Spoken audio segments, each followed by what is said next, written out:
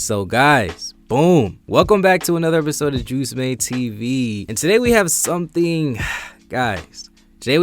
unfortunate to talk about. Now, as you guys can see from the title of this video, Bronny James and Sierra Canyon. Fortunately, guys, like I said, unfortunately, things just did not go their way recently. I don't know if you guys know this or not, but Bronny James and Sierra Canyon, they're currently in the playoffs over there in California. And real quick, somebody please in the comments, please explain to me how the California high schools, how they do their playoffs. I'm always seeing something about CIF, section this, division this. Guys, it's all sort of confusing to me, so if you can, please let me know down below. But that's besides the point. Like I said, Sierra Canyon, they ended up taking an L to a crazy underrated school who goes by the name of Harvard-Westlake. This was just a bad loss for Sierra Canyon overall, and I'm sure everybody in their grandmother's auntie had Sierra Canyon actually winning the playoffs, but like I said, they ended up taking the L. Now I do want to say shout out to Harvard-Westlake. They're definitely one of the most underrated teams in the entire state. One thing that I did notice in this game that was honestly crazy to me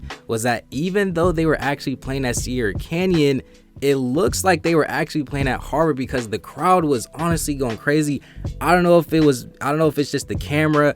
I don't know if it's the audio that's just, picking up Harvard-Westlake student section over there, but I just could not find Sierra Canyon student section. Anytime Harvard-Westlake would score a bucket, their student section is honestly going crazy. But guys, like I said, shout out to Harvard-Westlake. Let's give them the shine. Let's give them some attention. Let's put some respect on them. Now, in my previous video, we did speak about Bronny James unfortunately having to leave the game early solely because of a hip injury. After that injury, there was actually speculation of if this man Bronny was actually going to play in last night's game. And as we can all see, Bronny James, he did end up playing, but unfortunately this man Bronny James did not have the best game. He only had 4 points. Guys, there was so many red flags and there was just so much going on with Sierra Canyon. We're going to be speaking about all this in today's video, so please double check and make sure you left a like. Now, Amari Bailey, I kind of want to speak on Amari Bailey first before we speak about anybody on Sierra Canyon, because guys, we got to clap it up for this man, Amari Bailey. I'm not going to lie. I know everybody on Sierra Canyon, they're of course playing hard. They have all these ranked players on their team, but Amari Bailey, I'm not going to lie, guys. Amari Bailey, to me, is the only player on that Sierra Canyon team that consistently shows up every single night. And even though sometimes he will miss, 10 shots in the game, sometimes that happens to the best of us, but he will still play his hardest on every single play. He gets back on defense. He's trying to score the ball. He's not scared of nobody on the opposing team. And you can just see in his eyes and the way he was playing against Harvard-Westlake, it's like he was the only player out there who was really trying to win the game. And like I said, I already understand that everybody on Sierra Canyon, they're playing hard. Trust me, shout out to everybody on that team. But there was just a lot of, red flags and things going on. And I even commented on Ballis's live video, guys. How can you have 8+ ranked players on your team, but you lose in games like this? Like I said, shout out to Harvard. They were 23-2 coming into this game, but they don't even have a single ranked player on their team, if I'm not mistaken. Sierra Canyon, they have Mike Price, they have Amari Bailey, they have Bronny James, they have Mike Price, Kajani Wright, who has to play better, Isaiah Elohim, Trenton Flowers, Ramel Lloyd. They have all these, Shy Odom. Guys, I can go on and on and on. This entire team has so many ranked players on their team, and there's absolutely no reason why you should be losing to a high school that doesn't even have a single ranked player. And this is what I'm saying, guys. Those rankings and all that, it doesn't even matter. It matters how you're actually playing on the court. And I always like to say this: hard work beats talent when talent doesn't work hard. And I feel like that's what we ended up seeing last night. And there was just so many other red flags that I did see overall from Sierra Canyon. I mean, the coaching, guys, that's something that I've been seeing a lot of people have mixed questions about as it pertains to Sierra Canyon. People are saying, why are they pressing the whole time? People are saying, why are they going ISO ball on the offense side of the ball? Why are they playing certain type of players when they have better players on the bench? So many mixed opinions about the coaching. And even in one of my previous videos I made about Sierra Canyon, I was talking about, I kind of went in depth about how they kind of lose to those top ranked teams, but they're kind of blowing past all the other smaller schools that don't really have nobody. You can see whenever they do play against those tougher teams, the coaching, we got to be honest, sometimes it is non-existent. Sometimes I don't know why they're pressing, even though the opposing team is easily breaking the presses. They're not running certain types of plays. They're playing certain players that's not hot. Sometimes Isaiah Elohim, he's not in the game when I feel like he's definitely an effective player. Same thing with Ramel Lloyd. Can somebody please update me about his status? Because I feel like he hasn't really been playing as much recently. Is he hurt? What's going on? I feel like he was one of the best players on that team, and he was hooping, especially at the beginning of the season. Same thing with Mike Price. So somebody got to update me as it pertains to those players. I really do feel like Kajani Wright has to be a better overall big for that team. From what I've been seeing, he's only dropping 5, 6, 7, 8, 9 points in the game.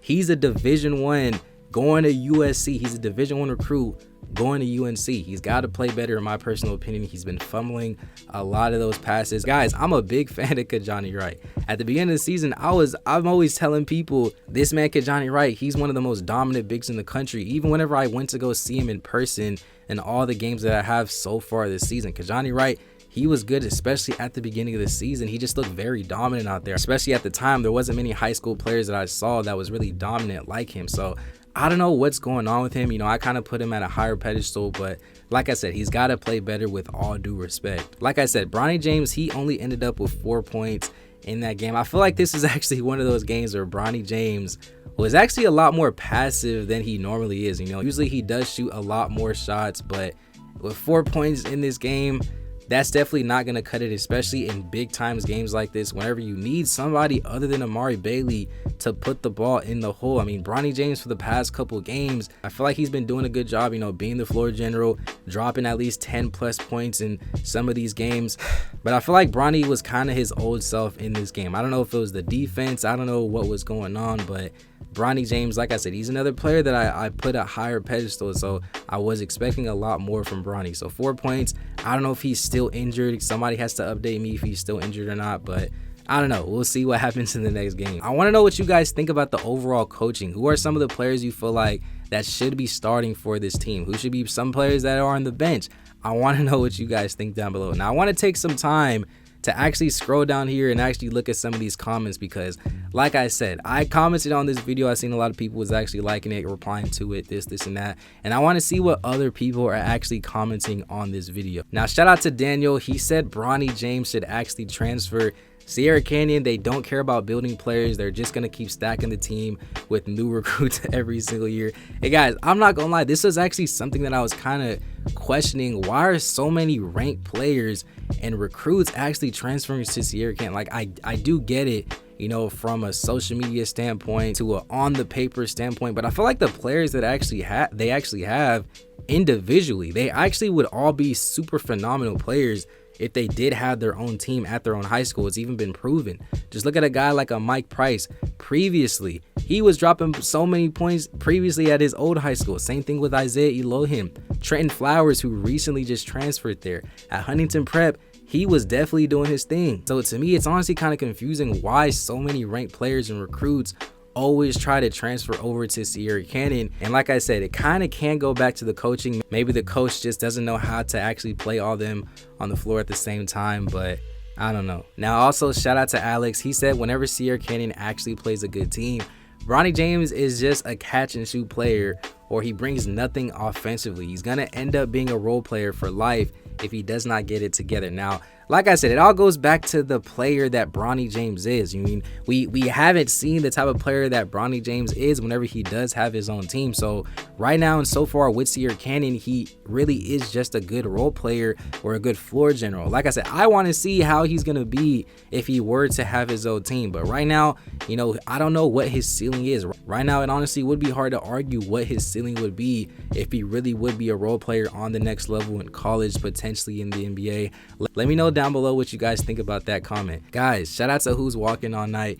He said this should have been an easy cleanup for Sierra Canyon. The other team's defense was so weak. They left many threes open. This shouldn't even have been a close game, but the game was over with Sierra Canyon with at least 2 minutes left. I don't understand that last line, but guys, I 100% agree. This should have been an easy dub for Sierra Canyon, solely on the fact that they have the players that they have. Shout out to Tay, commented that Sierra Canyon plays to the level of their competition and definitely not above them. I'm sorry, but with all the talent that they have, they should be busting these teams. Any video that I make on Sierra Canyon is solely on the fact that I put them at a higher level and a higher pedestal, and I expect a lot from them. Like I said, because they have these certain type of players, that is on their team. Who knows? It may not be their fault that a number is associated next to these names. It may not be their fault that, you know, they have all these offers coming to them. But to me, if you're a player that's getting all these colleges recruiting you, you're this and that, you're top 10, top 20, top 30 in the entire high school, in the entire country, guys,